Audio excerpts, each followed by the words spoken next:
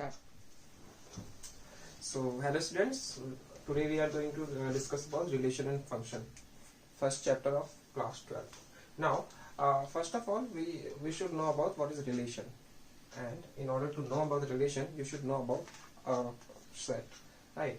I know that you must be knowing about what is set. Set is a collection of similar type of object, right? So let's say A is 1, 2 and 3 containing the elements 1, 2 and 3. Now in order to understand relation you should know about what is the Cartesian product of two sets. So A cross A is like this. You can do it. You must have learned about this in class 11th. So Cartesian product of A, after calculation you are going to get this, the Cartesian product A cross A. Now in a relation, what is a relation? Relation is a basically subset of what I can say, a subset. Relation is a subset of Cartesian product,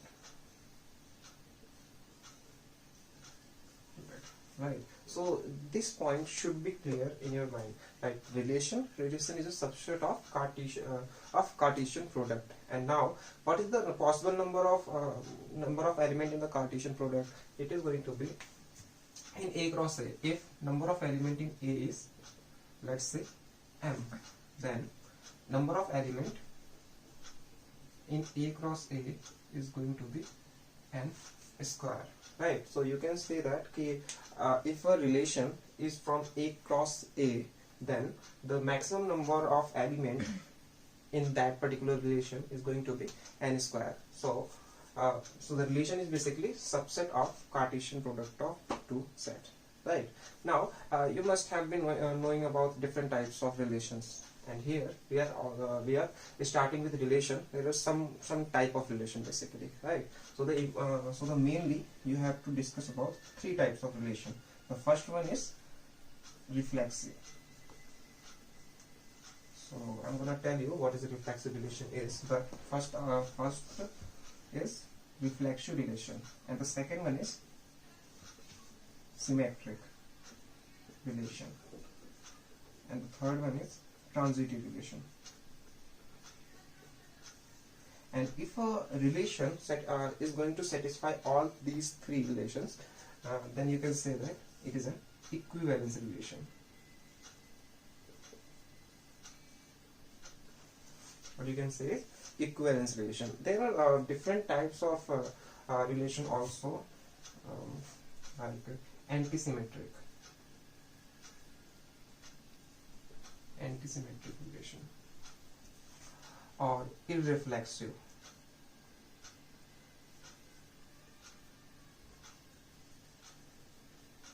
right? Antisymmetric relation and irreflexive relation. These two are not in your syllabus, but we are going to discuss that after later on, right? And it is not your syllabus, these two type of relation, but we must have to know about these three relations, right? So now we are going to discuss about what is reflexive relation, what is symmetric relation, and what is transitive relation. Okay, so let's do this. Okay, so you basically know about what is set, what is Cartesian product, and what is the relation. And in very simplest form, you can say that relation is a subset of Cartesian product. Okay, so now we have to deal about what is reflexive relation, what is symmetric relation, and what is transitive relation. One thing that I can assure you, that there is going to be one question in your exam, in your first term exam, or you can say in your middle term exam, or your pre-board.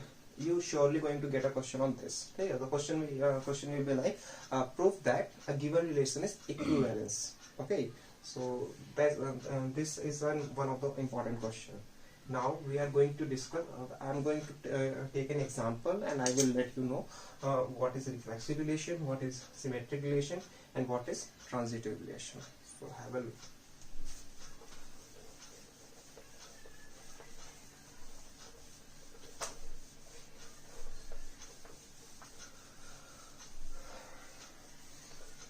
So before going through an example, I will explain a prototype of this, right? For anything, means let's say Now first I have to know, I have to explain what is a reflexive relation. Okay, so in the previous you can say previous what I have written, set A, there is a set A, and from set A we produce Cartesian product, and from Cartesian product we get a relation, right? So every relation have a set. Okay, means there is a set A and a relation is a subset, right? A relation is basically a subset of A cross A. Okay, so there must be a set A from which the relation is related, right? So in reflexive, you have to find what is the set A. Now,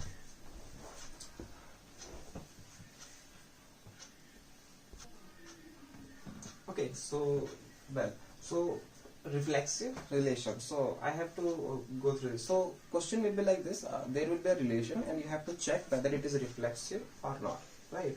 Now, let's say for all A, right? For this is a symbol for all A.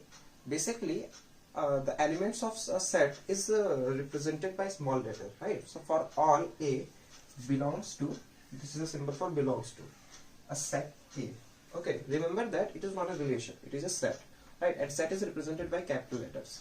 Now, for all A belongs to capital A, if A comma A belongs to R, then we can say that R is reflexive.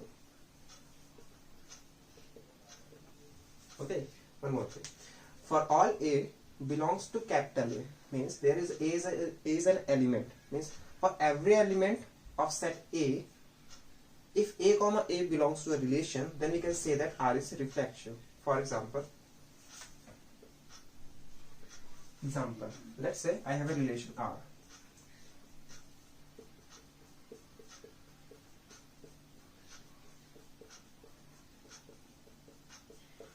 Right. Now, see, the question that they ask is directly you will have a relation R, and they will ask you whether it is reflexive or not. So, if relation R is given, then we can directly find A. Okay, and the simple thing is, you just from A, take all the distinct element from this. So 1, 2, 3. Okay, A must have this. Okay, and now one thing, because R is a subset of A cross A, right? A cross A means A. It must be subset of A cross A. Then the elements involved in this relation is only from A. That is why we are going to take A is 1, 2 and 3. Got it? Now A is this, you know about A. Now for all means for each and every element, means 1. For all means 1, 2 and 3. If 1, 2, 3 all are belongings to A, then 1, 1, 2, 2, 3, 3 all should belongs to R, right? So 1, 1 is here, 2, 2 is here, and 3, 3 is here. Okay, that's fine. It means the given relation R is reflexive. So very simple, right? So if A is 1, 2 and 3, and 1, 1, 2, 2, 3, 3, all these three are belongs to R, then R is reflexive. Hence, R is reflexive. Got it? So this is how you can prove it, a given relation is reflexive or not. And the next thing is symmetric, right? So this is a prototype, you can say that, right? So this is how you can prove it, whether it is reflexive or not. Now next is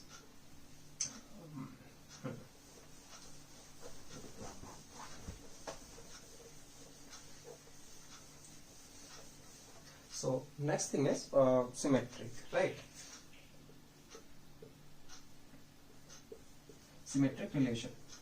In symmetric relation, we don't have to look for A, set A. We just have a relation, and from that relation we can check whether it is reflexive or not, right? See now, if you have relation R, it is given that a relation R. Now, if means from a given relation R, if A comma B belongs to R, and means if for all a comma b belongs to R, b comma a also belongs to R, then R is R is symmetric. Understood? Means for all a comma b belongs to R means from a given relation R, if every element which is of type a comma b belongs to R and b comma a also belongs to R, then we can say that R is symmetric. See here example. Let's say R is 1 comma 2, 2 comma 3 and 3 comma 2. Okay, now this relation is R and I have to check whether it is reflexive or not, right? Now for all a comma b, now see, if 1 comma 2 belongs to R, 1 comma 2 belongs to R, then 2 comma 1 must belongs to R, but there is no 2 comma 1 in this relation. Okay, so this relation R is not symmetric. Understood? Okay, so one more important thing is, now in case let's say in case there is 2 comma 1, right? Now for all a comma b belongs to R, there is b comma a belongs to R, hence R is reflexive, symmetric.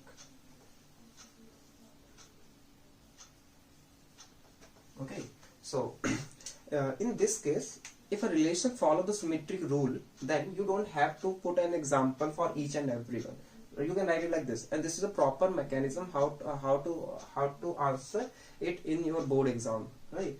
For all a comma b belongs to R, there b comma a should belongs to R, right? Then R is symmetric. And in case suppose there is no 2 comma 1, right? Then in order to disprove that it is not belonging to a symmetric relation, then you have to take an example as 1 comma 2 belongs to R and 2 comma 1 is not belonging to R, then R is not symmetric. Okay, so this is how you have to prove this. Okay, now and the next thing is transitive.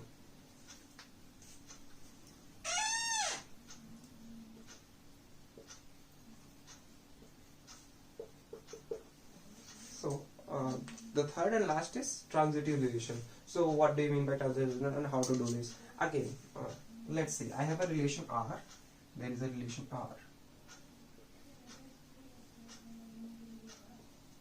Now how can you do this? Transitive relation, then there is a relation R and there will be a relation R and you have to prove that it is a transitive relation. Then how can you do this?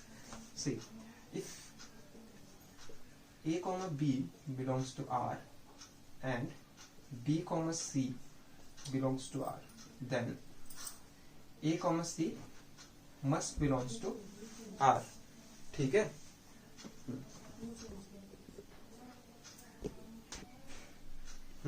So transitive relation. Now there is a relation R if a comma b belongs to R and b comma c belongs to R. So these two conditions should be fulfilled, right? If these two conditions are fulfilled, then a comma c belongs to R. If a comma c is belongs to R, then these two are belonging to R. Okay, and a comma c is also belonging to R. Then we can say that the relation R is transitive. Relation R is transitive, right? So maybe this way of representing it like this is not so clear, but in by example it is going to be very clear, right? I'm going to show you a lot of examples that will make it clear. Okay, so first of all I am going to take some example, and after that I will give you some more example to do on this part, right? And moreover, if a relation